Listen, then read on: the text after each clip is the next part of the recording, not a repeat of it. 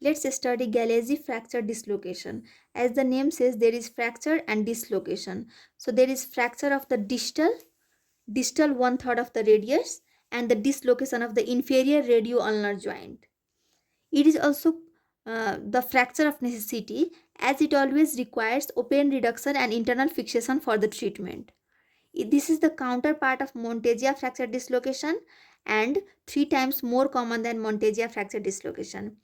Mechanism of injury of the Galeazzi fracture dislocation is the fall on outstretched hand with marked pronation of arm, or the direct blow on the dorsolateral aspect of the forearm.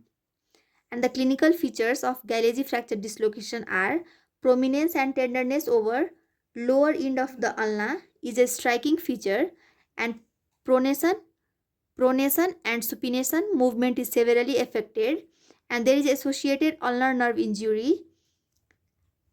And for the demonstration, as there is instability of the radio-ulnar joint, so for the demonstration of instability of radio-ulnar joint, we do the balloting of the distal end of the ulna, which is piano key sign, and rotating the wrist.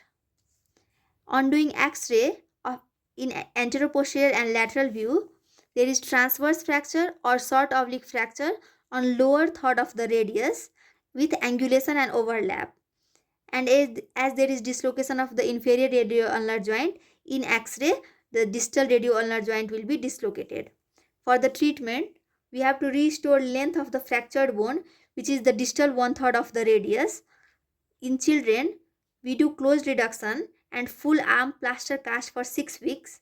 And in adults, we do open reduction and internal fixation with dynamic compression plate and screws. And after reduction of the radius, the dislocated inferior radio-ulnar joint have 3 possibilities. If it is reduced and stable, then rest is given.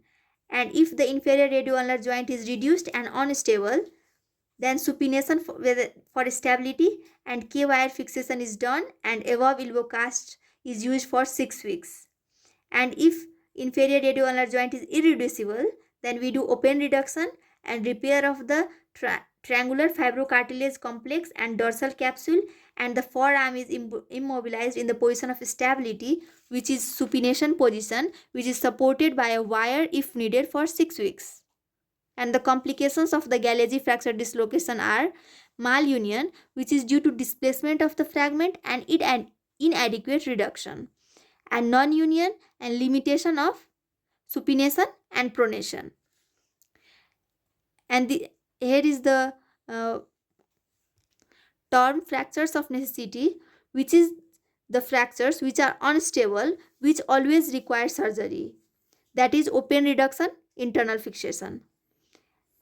And the examples are lateral condyle fracture of humerus, Galeazzi fracture dislocation, Monteggia fracture dislocation, fractured neck of femur, and displaced fracture of olecranon and patella, and the articular fractures. This is all about Galeazzi fracture dislocation.